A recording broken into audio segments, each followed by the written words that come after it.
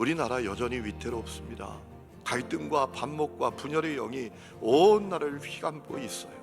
주변 강대국들, 저 북한의 그 야망은 조금도 변함이 없는 것을 느낍니다.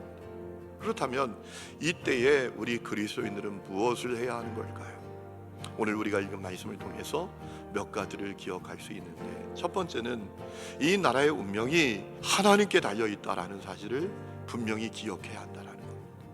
그가 어느 날 자기 조국에 다녀온 형제 하나니라는 사람으로부터 이야기를 듣게 됩니다. 조국이 지금 비참한 상태에 놓여 있다라는 겁니다. 예루살렘 성벽은 다 무너지고 성문은 다 불탄 그대로 있다라는 겁니다. 그래서 사람들에게 조롱을 받는다라는 겁니다. 여러분, 그때 여러 날 동안 하나님 앞에 눈물을 흘리며 기도했다라고 했습니다. 슬퍼서만이 아니었습니다. 느헤미야가 그렇게 했던 중요한 이유가 있습니다. 이 나라의 운명이 하나님께 있다, 그것을 믿었기 때문에 그렇게 했던 겁니다. 그러니까 느헤미야는 왜 유다가 그 비참하게 멸망당했는지 알고 있었다라는 거예요. 하나님께서 더 이상 풍요를 베풀어 주시지 않았기 때문이라는 거예요.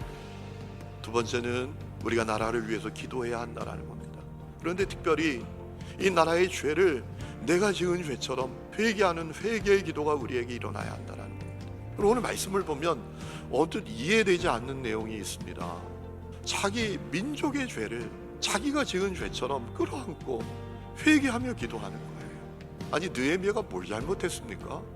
느헤미야가 죄를 지었다면 망한 나라 백성으로 태어난 것밖에 없습니다. 그런데 느헤미야는 민족의 죄를 자기가 끌어안고 회개하는 거예요. 여러분, 우리가 해야 될 일이 있어요. 이 나라를 위하여 기도하되 민족의 죄를 가슴에 끌어안고 나의 죄를 회개하며 기도하는 거예요. 그럼 주님이 하세요. 마지막 세 번째는 작은 일부터 먼저 희생하며 자기의 책임을 다해야 합니다. 오늘 11절 끝에 보니까 느헤미야는 왕의 술관원이었다라고 했어요. 느헤미야는 이 페르시아 제국에서 얼마든지 편안하게 마음껏 누리며 살 수 있는 존재였다라는 겁니다. 그런데 그는 그 모든 것을 내려놔요.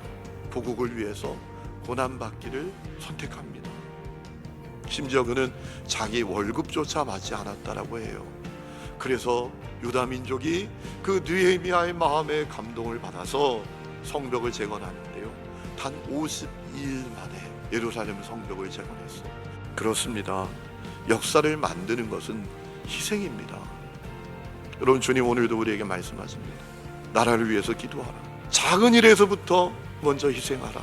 너에게 주어진 책임을 다하라. 여러분, 그러면 하나님이 살리시는 거예요.